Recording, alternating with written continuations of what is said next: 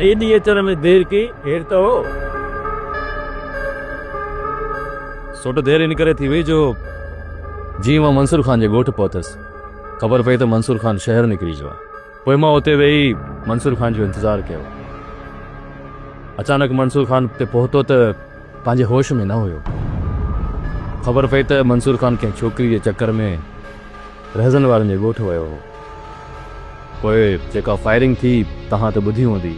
इन जो मक़सदु इहा फायरिंग मंसूर खान जे मथां हुई। हा सोट, छोकिरीअ जे चकर में मंसूर खान पंहिंजो पाण खे बदनाम करे छॾे। इहो ई त ग़लति थियो। इहो मंसूर खान खे बदनाम करण लाइ रहज़न वारनि कूड़ो इल्ज़ाम हयो हूंदो।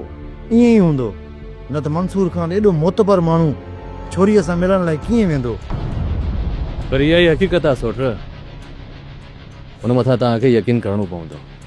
मां राति पाण वञी मंसूर खान सां मिलंदुसि, पाण ई हक़ीक़त जी ख़बर पइजी वेंदी। थी सघे थो त मंसूर खान तव्हां सां कूड़ हणी वञे। हू कूड़ जहिड़ो माण्हू ई न आहे, न ई वरी मूं सां कूड़ हणंदो। सोट पोइ तव्हांखे हुन हक़ीक़त जी ख़बर कइजी वई। अदा पहिरियों न असांजी ॻोठ में वॾी इज़त हुई, पर जॾहिं खां न मुराद वारनि तोखे दौड़ायो आहे। बसि हाणे बसि, ये ॻाल्हियूं करे मुंहिंजे पचनि ते लूणु न बुरक। इहो प्लान त मां गाए वॼाए वठंदुसि, पर मुनासिब रुको वक़्तु मिले। अदा प्लान अहिड़ो कजांइ जीअं सॼे ॻोठ खे ख़बर पवे त मौलू को मामूली माण्हू न आहे। अदा अदा करण सुठी ॻाल्हि न आहे, जेको थियो हुनखे दरगुज़र करणु सिखो। अॾो मूं नाए कयो अॼु हुननि नाइंसाफ़ी कई आहे। इन जो प्लान त मां कंदुसि ऐं ज़रूरु कंदुसि। हा अदा प्लान ज़रूरु कजां, तॾहिं असांजी ॻोठ में न इज़त थींदी। मुराद ईअं बंदि पियो। मंसूर खान सां मिलण आया। हिन वक़्तु बाबा सां शानवाज़ ऐं रहज़न वारा मिलण आया आहिनि। हेर में थोरो मसइलो थी पियो आहे, हुनजी तव्हांखे ख़बर त हूंदी। ख़बर पई आहे, पर जेकॾहिं हमराहनि जी ज़रूरत पवेव त असां बि हाज़ुर आहियूं, असां बि ईंदासीं। एॾो वॾो मसइलो न आहे, हल थी वेंदो। ठीकु आहे, हाणे असां वञूं था। हिन वक़्तु हू भली पाण में ॻाल्हाए वठनि, असां वरी राति ईंदासीं। अच पीरल, अवां जेका ज़्यादती कई आहे भली हुनजो हिसाब किताब त तव्हांखे ॾियणो पवंदो। हाणे इहो तव्हांजे मथां आहे, ॻाल्हियुनि वसीले ॾींदव या ज़ोर ज़बरदस्ती। पोइ हिते हटण वारा त असां बि रहियूं। बाक़ी हिन वक़्तु छोकिरी असांजे हवाले कयो त असां हुनखे वठी वञूं। छोकिरी मूं वटि न आहे। छोकिरी त मंसूर अली खान तव्हां ई वटि आहे। बाक़ी इहो हर वहु कूड़ हुन जी तव्हांखे काई ज़रूरत न आहे। कमज़ोर माण्हू ताक़तवर जे अॻियां कूड़ ॻाल्हाईंदो आहे ऐं पंहिंजो बचाव ॻोल्हे थो। जॾहिं त मां कमज़ोर न आहियां, पोइ कूड़ छो ॻाल्हाईंदुसि। मंसूर खान, तूं असांजी इज़त में हथ विधाइन, तोखे बख़्श कोन कंदासीं। पर जेकॾहिं तूं ॻाल्हियूं करणु चाहीं थो त छोकिरी असांजे पहिरियां हवाले कर ऐं पंहिंजी थियल नाइंसाफ़ी जी असांजे तॾे ते अची करे असां खां तोखे माफ़ी वठणी पवंदी। उन खां पोइ तोसां असां ॻाल्हियूं करे मसइले जो हल ॻोल्हींदासीं।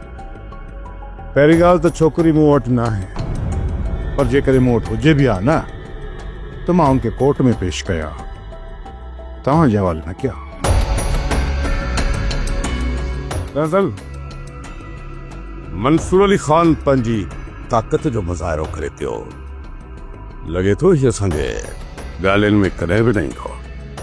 पोइ ज़ोर आज़माई कयूं था मीर शानवाज़ खान, हिन खे बि ख़बर पवे त सिर्फ़ इन्ही तरफ़ ताक़तवर माण्हू न आहिनि। मंसूर अली खान, तव्हां ॻाल्हि खे सम्झण जी कोशिश करो।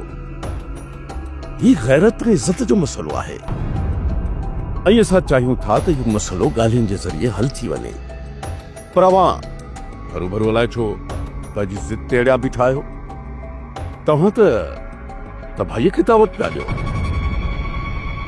मूंखे नथो लॻे त सोट मीर शाह नवाज़ जे ज़ोर ते मंसूर खान खे झुकाए सघंदो। सौट ॿी का वाट बि कोन हुई। सोट मूंखे मंसूर खान जे तरफ़ वञणु घुरिबो। जेकॾहिं असां वञूं हा त धरतीअ खे वापसि आणे पिया सघूं, पर मसइलो हाणे सित में थी वियो। जेकॾहिं सौट कूंच मंसूर खान वटि हूंदी त हुनखे वापसि ज़रूरु कराईंदा। मिठड़ा, तूं अञा मंसूर खान खे चङी तरह कोन थो सुञाणी। हर माण्हू इहो ई चवंदो आहे त हू उन्हनि जो यार आहे।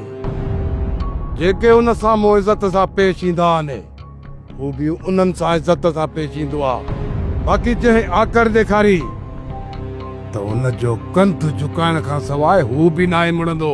अदा वॾा वियो आहे, सौट खे वापसि ज़रूरु आणींदा।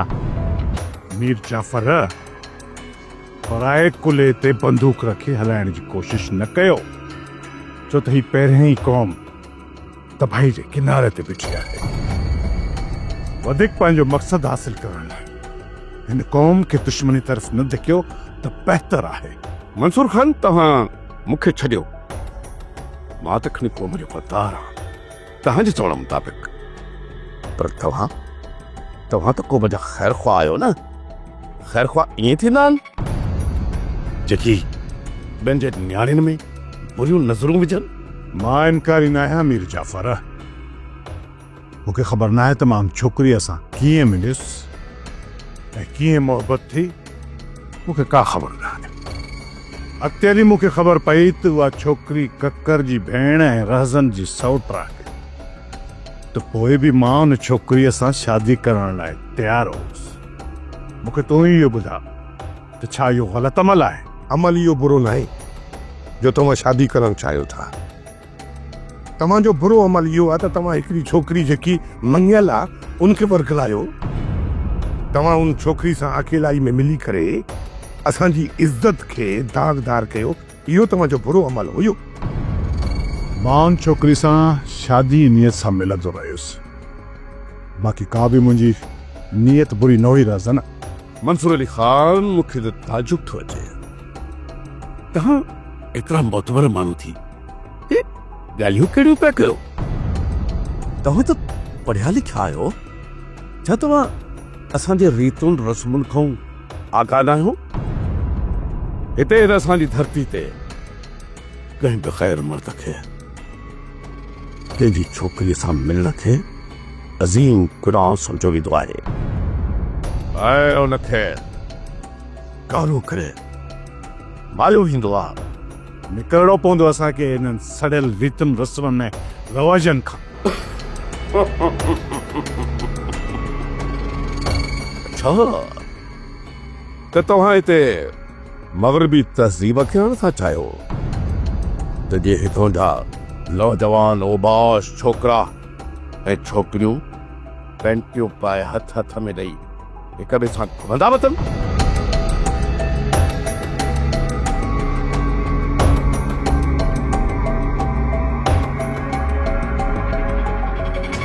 कहिड़ी ज़ात करे आईं? क़िलाद मंसूर खान वारनि ज़माना जा हथियार खे वजह साम्हूं आहे। जेकॾहिं तूं हितां निकिरण जी कंदीअ त मारी ईंदी। बहितरीन में आहे त तूं हिते ई रह। ख़बर आहे मूंखे त मुंहिंजे हिन ग़लति क़दम खणण जे करे नाहक खून थींदा। इन जे करे मूंखे वापसि वञणु घुर्जे। जॾहिं तोखे सभु ख़बर हुई त पोइ तोखे अहिड़ो क़दम खणण जो कहिड़ो लाचार हुयो? हा, जेके इहो क़दम खयों अथई त पोइ सब्र करें ते वेह। मुनासिब वक़्त जो इंतज़ारु कर।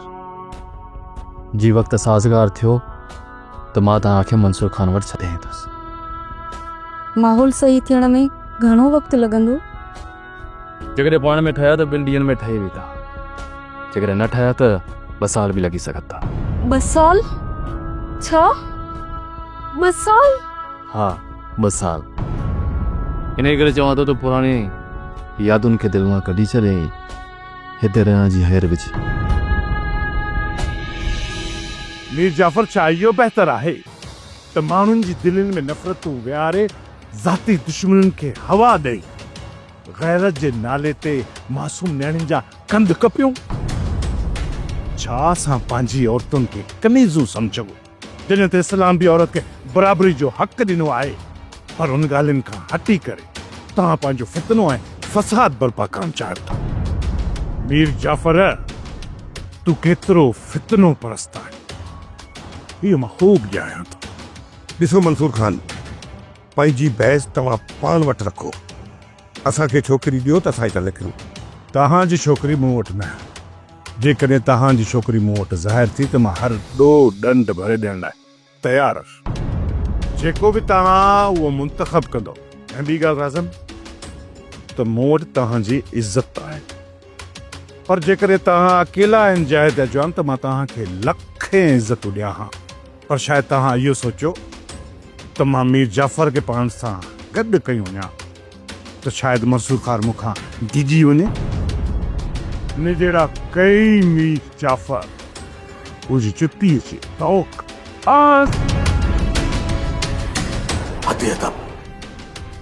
अदबी करायो। तव्हांजी मां इज़त पियो कयां। हिन जो मक़सदु इहो त न आहे त तव्हां हर हर मूंखे मीर जाफ़र ख़ान पिया कोठियो। तव्हां मुंहिंजी तौहीन कयो पिया।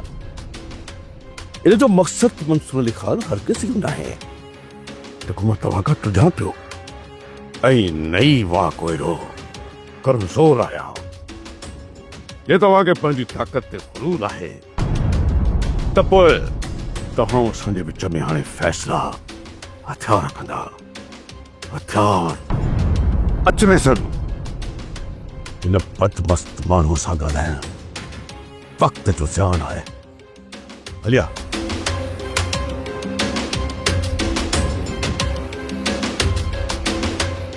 ठहीने हैदर इनखे चवनि ई जाफ़र। हू सम्झे पियो त किथे रज़न सां प्यालिंद अची न वञे। इन करे दुश्मनी जी पाए खे अञा चिड़िन बि ॾे। वाह जाफ़ारी,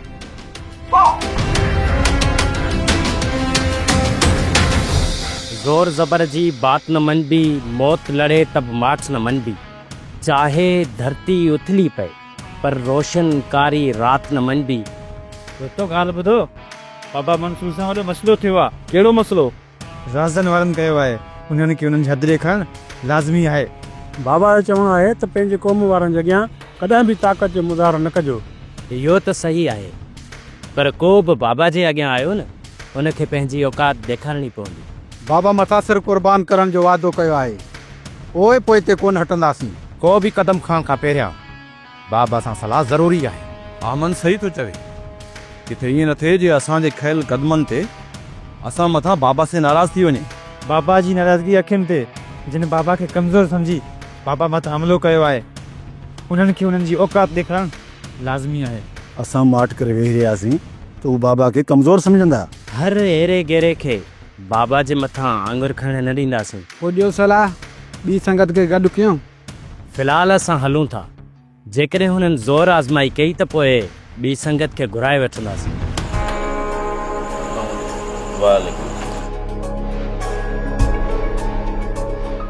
मंसूर खान पुलिस खे पुलण जो आसिरो ॾिनो या न?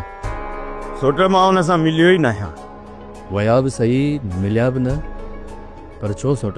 जेका तव्हां ख़बर ॿुधी उन में पूरी पूरी हक़ीक़त आहे। इन फायरिंग जी वठा में रज़न वारनि जी छोकिरी ॻोठ छॾे निकिरी वई आहे। उन छोकिरीअ खे मोटाइण जे चकर में रज़न वारा शाहनवाज़ खान ऐं मंसूर खान सां वञी मिलिया आहिनि। हिन वक़्तु मंसूर खान पंहिंजे मसइलनि में उलझियल आहे। तंहिं करे पंहिंजो ॿार उन जे मथां रखणु इहो मूं मुनासिब न सम्झो। सोट हींअर रहज़न वारनि जो पूरो पूरो ज़ोर मंसूर खान जे मथां आहे ऐं उन्हनि मां असांखे को बि ख़तरो न आहे। जॾहिं रज़न वारनि तां ज़ोर टुटो न ऐं उन्हनि तां ॿार हल्को थियो त रज़न वारनि जो पहिरियों रुख असां तरफ़ हूंदो। इन करे मां तव्हां सभिनी खे इहा ई सलाह ॾींदुसि त असां रज़न वारनि ते पंहिंजो ज़ोर वधायूं जी हूँ सभिनी जो ज़ोर बर्दाश्त न करे सघां ऐं ज़मीन में दॿिजी वञनि पोइ ई असांजी उन्हनि कमीननि मां जान छुटंदी। ॿिए जे कुल्हे ते बंदूक रखी असां कॾहिं बि कोन हलाईंदासीं, न ई वरी पराई दुश्मनीअ जी बाहि में पंहिंजा हथ सेकींदासीं। जॾहिं बि विढ़ंदासीं न सरेआम ऐलान करे पोइ विढ़ंदासीं। वॾा आहियो, जीअं तव्हांखे मुनासिबु लॻे, पर मूंखे त इहो ई वक़्तु मुनासिबु लॻो। वधीक मुंहिंजी हिन सलाह ते गौर ज़रूरु कजो। मां आज़ाद।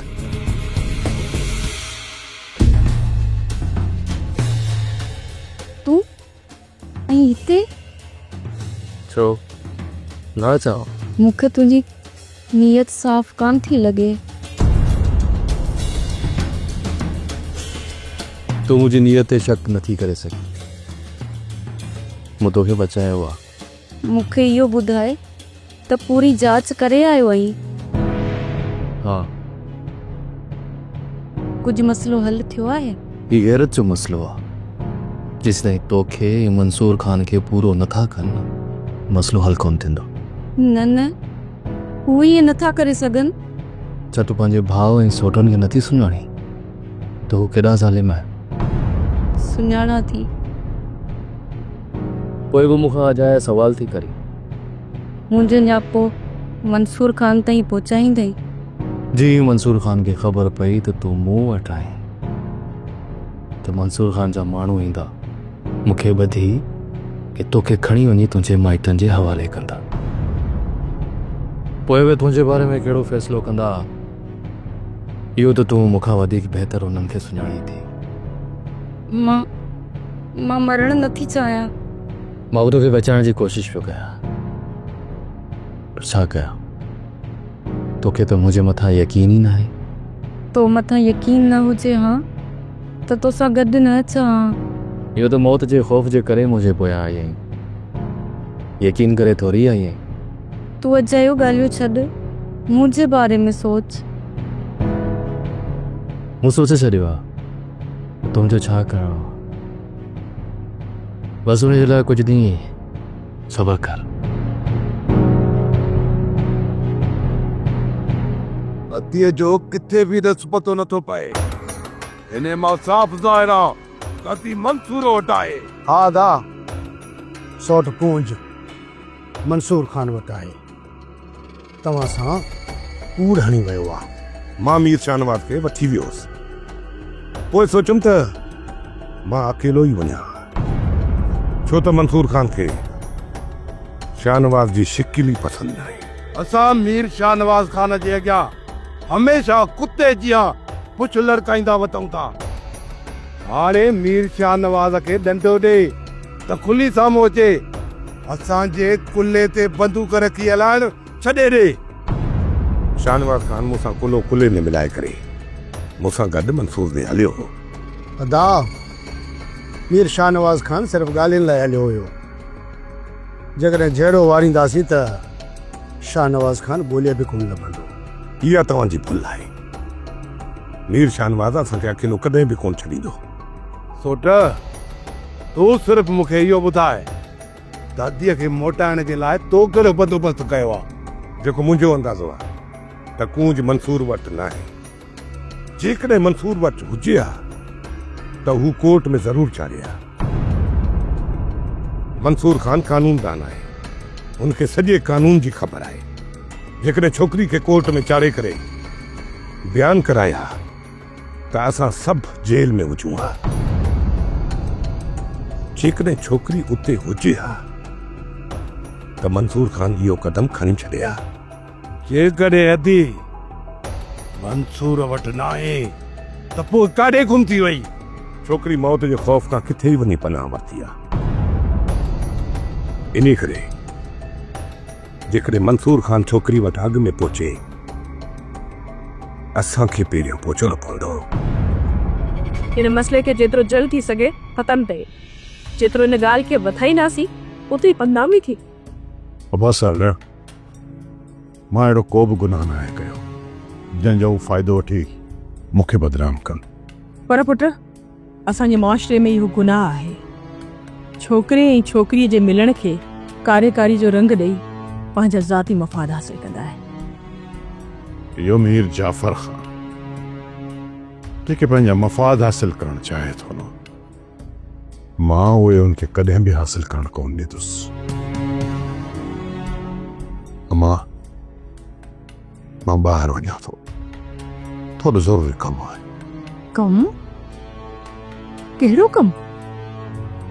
अञा ज़रूरी कमु आहे, वापसि अची तव्हांखे हाल अहिवाल ॾींदुसि। तोखे उन मुसीबत में मां वेठो आहे, इन करे उन मुसीबत मां तोखे मां ई कढंदुसि। मुंहिंजी ज़िंदगी हाणे ज़िद जो मर्कज़ बणिजी चुकी आहे। हाणे मां आख़िर ताईं ख़ुशि न रही सघंदसि। तोखे ख़ुशियुनि जी ज़मानत मां थो ॾियां। जेके ॾुख तोखे मुंहिंजे तरफ़ खां मिलिया आहिनि, उन्हनि ॾुखनि खे मां तड़े कढंदुसि ऐं तुंहिंजी झोली ख़ुशियुनि सां भरे छॾींदुसि। इहो हाणे नामुमकिन आहे। सभु कुझु मुमकिन आहे। तूं मायूस न थी। हिकिड़ो ग़लति फ़ैसिलो थी वियो, उनखे तूं पंहिंजे दिलि में विहारे छॾियो। हा भाॼई, इहो मुंहिंजे करे थियो। ग़लती मुंहिंजी आहे। उनमें तुंहिंजी का बि ग़लती न आहे। असां लाइ अहिड़ो माहौल जुड़िजी वियो, न इन फ़ैसिले को सवाइ न मुराद न अली ख़ान खे बचाए सघूं हा, न ई पीरल ज़िंदा घर मोटी अचे हा। उन्हनि खे बचाइण जे लाइ गुलपरी वॾी कुर्बानी ॾिनी आहे। हाणे सभिनि जो साथ गुलपरी सां ई आहे। भाॼई, मूं सोचे छॾियो आहे, जल्दी गुलपरी जी ककर खां तलाक कराए उनखे पंहिंजी कुंवार बणाए हिन घर मां वठी वेंदुसि। इहो मां तोसां वाइदो थो कयां ऐं जल्दी मां पंहिंजो वाइदो निभाईंदुसि। पोइ बि तोखे सोढल अपनाइण लाइ तयारु आहे, पोइ बि तूं परेशान आहीं। भाॼई, हिन वक़्तु जीअं दुबण में मां घिरियल आहियां न, त मूंखे उतां कोई बि ॿाहिरि नथो कढी सघे, न अदावारा ऐं न ई वरी सोढल। एसपी साहब, कल तव्हां ई ॿुधायो तिन हद मां पाल खे कीअं मोड़ीजे। मां अॼु वञी मंसूर खान सां मिलंदुसि, पर मूंखे पूरी पक आहे त हू मुंहिंजी हिकु बि न ॿुधंदो। भलाकड़ी सलाह जो डीएसपी साहब जे मंसूर खान जे मथां अगवा जो केस दाख़िल कजे त जेका छोकिरी घरां निकिरी वञी मंसूर खान वटि पहुती आहे, उहा छोकिरी त उन सां बदल हूंदी। जेकॾहिं तव्हां उन ते केस दाख़िल कंदव त मंसूर खान छोकिरी खे वठी वञी कोर्ट में पेश कंदो। ज़ाहिर आहे छोकिरी मंसूर खान जे हक़ में फ़ैसिलो ॾींदी, पोइ त तव्हांजा हथ बि कटिजी वेंदा। इन करे मां चवां थो त मंसूर खान जे मथां राजूड़ो ज़ोर वधायां। तव्हां छोकिरी जे सौटनि ऐं भाउ जे दिमाग़ में किरोध जी बाहि भरे छॾियो, जीअं उहे मंसूर खान ऐं छोकिरी खे कारो करे मारे ॾिजनि। तव्हांजे बि मथे सूर लही वेंदो ऐं असांखे बि सकून मिली वेंदो। एसपी साहब, मुंहिंजी कोशिशि त इहा ई आहे, पर धुरियूं इन मंसूर खान में हथ विझण खां लहराइनि पियूं। मां ॾिसां पियो त शाहनवाज़ खान धुरियुनि सां गॾु तव्हां बि मंसूर खान खां लहरायो पिया। एसपी साहब, मंसूर खान धुरियुनि जे लाइ न, पर असांजे लाइ बि मथे जो सूर पड़जी वियो आहे। इन करे सभिनी खे गॾिजी इन हाथीअ खे हाणे लेटाइणो ई पवंदो। जे असां ईअं न कयोसीं त उन माण्हूअ खे छूट मिलंदी रहंदी ऐं हो वधीक ताक़तवर बणिजी वेंदो। किथे ईअं न थिए जो हू असां सभिनी जे वज़न खां वधी वञे ऐं पोइ असां वेही पछतायूं। इन करे जेतिरो जल्दी थी सघे इन मंसूर खान जो पिलो करणो पवंदो। डीएसपी साहब, तव्हां वञी मंसूर खान खे लेटायो, पुलिस त मां पाणे पले छॾींदुसि। इहो मुंहिंजो तव्हां सां वाइदो आहे। सोप सीरियल दोलाब हाणे तमाम एपिसोड्स ॾिसो HD क्वालिटीअ में। विज़िट करियो असांजो YouTube channel Sindh TV HD drama.